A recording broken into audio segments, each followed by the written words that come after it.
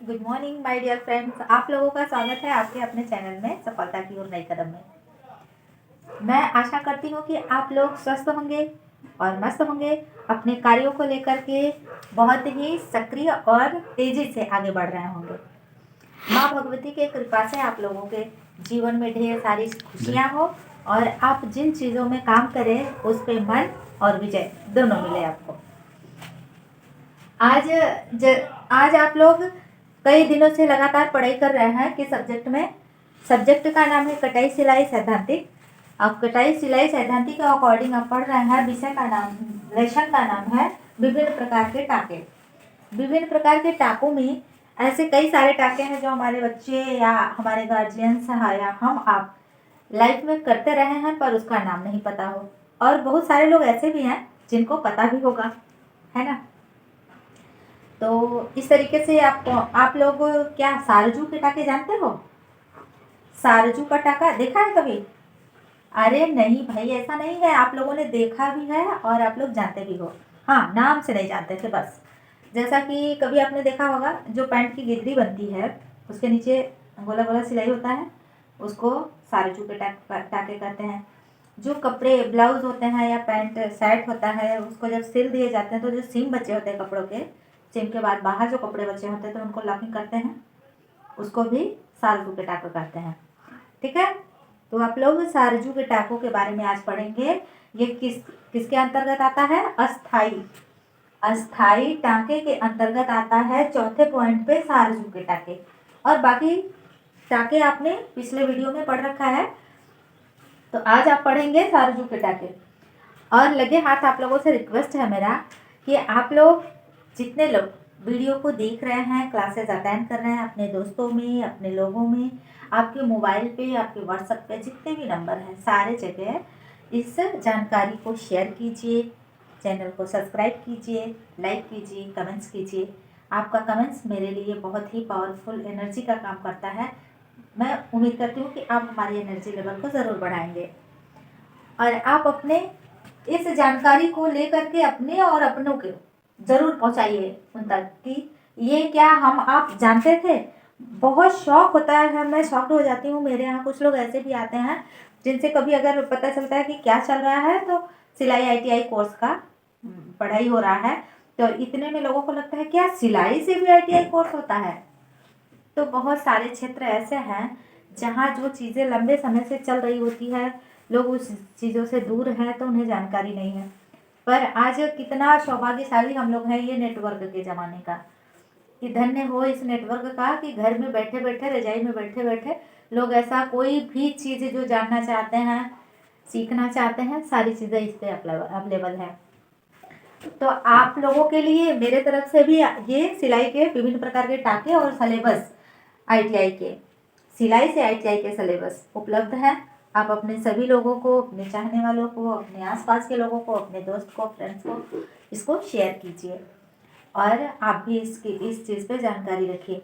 जो बच्चे 10 पास कर चुके हैं और अगर पढ़ाई नहीं कर रहे हैं वो भी सिलाई से ITI कोर्स कर सकते हैं, और अगर आप इंटर पास किए हैं, BA पास किए हैं, तब भी आप इस विषय को आप सिलाई ITI से कोर्स कर सकते हैं। ये कोर्स बहुत सारे बच्चे पूछते हैं कि ITI करके क्या फ़ायदा है, सिलाई का ITI।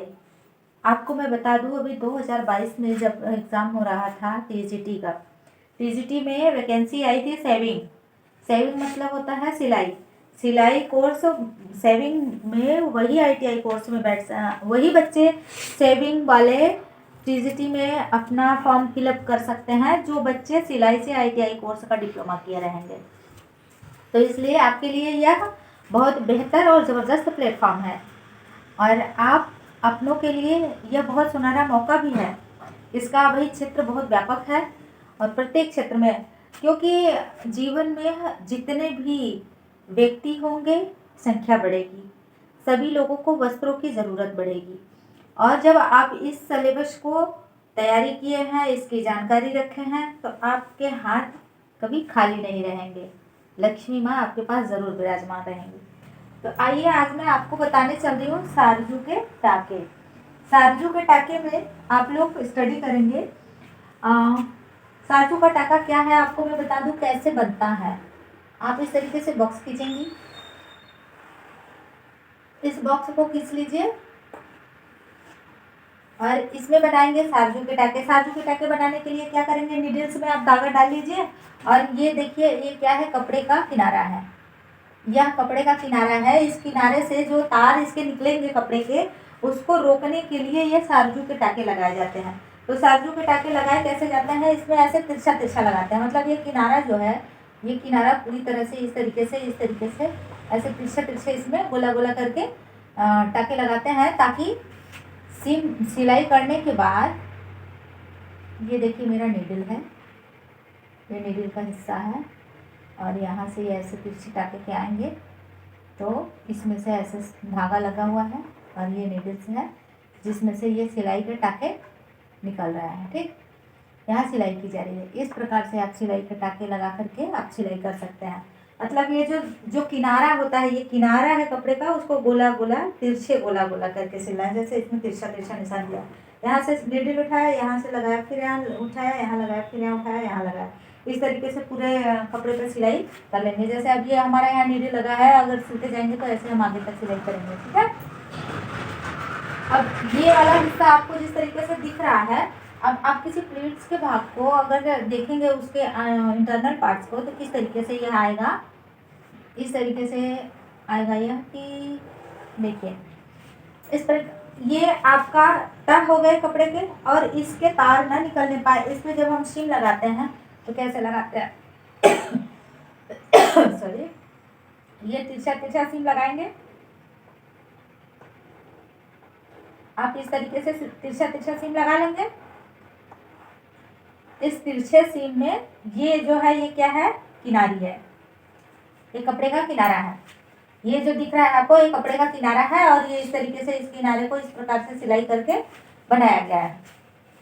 जब इस प्रकार से आप सिलाई कर दिए तो यह क्या हो गया कि ये अब इसमें से कोई भी तार बाहर नहीं निकलेगा, वो सिलाई उसको पकड़ के रखी हुई है, तो उसको कहेंगे सारजू के टाके। अब इस सारजू के टाके को आप डेफिनेशन में कैसे लिखेंगी, तो देखिए हमने यहाँ लिख रखा हुआ है, तो कैसे लिखेंगे, कपड़ों के किनारों के तारों को रोकने के लिए सारजू के टाके का प्रयोग किया जाता है। ठीक है, इन कपड़ों के किनारे के तारों को रोकने के लिए क्या करते हैं, सारजू के टाके का प्रयोग करते हैं। अब इसकी विधि क्या है, किस विधि से करते हैं, अभी मैंने बताया ना कि नीडल में आप धागा डाल करके तिरछा तिरछा गोला आकार में कपड़े की सिलाई करेंगे। तो उसको इस प्रकार से लिख लीजिए, जिस किनारे पर यह टाका करना होता है उस किनारे पर तिरछी टाका लेकर पूरे किनारे को गोलाई शेप में सिलाई करते हैं, जैसे पैंट की गिदरी पर, कपड़ों के सीम पर आदि पर। मैंने ये चीज़ें आपको शुरू में समझा दी थी कि मतलब जो पैंट का गिदरी होता है उस पर भी इस सीम का प्रयोग करते हैं, और जो कपड़े की सिलाई होती है, सिलाई के बाद जो बचे हुए कपड़े होते हैं तो उसके सीम पर भी इसका प्रयोग करते हैं। यह टाका भी हमारे कपड़े को लंबे समय तक बनाए रखने में, कपड़े की सुंदरता को टिकाए रखने में बहुत काम करती है। और अगर ये किनारी निकलता जाएगा तो धागे जल्दी से निकल जाएंगे और वो कपड़े जल्दी से कमजोर होकर के सिलाई पर से पड़ जाएंगे। तो इसलिए यह सीम एक तरीके से उसको रोकने का काम करती है। तो आप सभी लोगों को ये चीज़ें समझ में आ गई। आज आप लोगों ने क्या पढ़ा, सारजू के टाके। सारजू के टाके क्या होते हैं, कपड़ों के किनारी को रोकने के लिए इसका प्रयोग करते हैं। और इसकी विधि क्या है कि सुई में धागा डाल के कपड़े की किनारी पर तिरछी सिलाई करते हुए गोलाई आकार में सिलाई करके इस प्रक्रिया को सिल लेते हैं। तो कहाँ करते हैं, गिदरी के कपड़े पे और सीम पे, मतलब कपड़े सिले हुए कपड़े के सीम पे करते हैं। आई होप कि आप सभी लोगों को यह वीडियो बहुत अच्छा लगा होगा, और आपको यह जानकारी देखकर कैसी लगी आप कमेंट्स बॉक्स में ज़रूर लिख कर भेजिए, और चैनल को सब्सक्राइब कीजिए, वीडियो को लाइक कीजिए और कमेंट्स कीजिए। Bye bye, take care.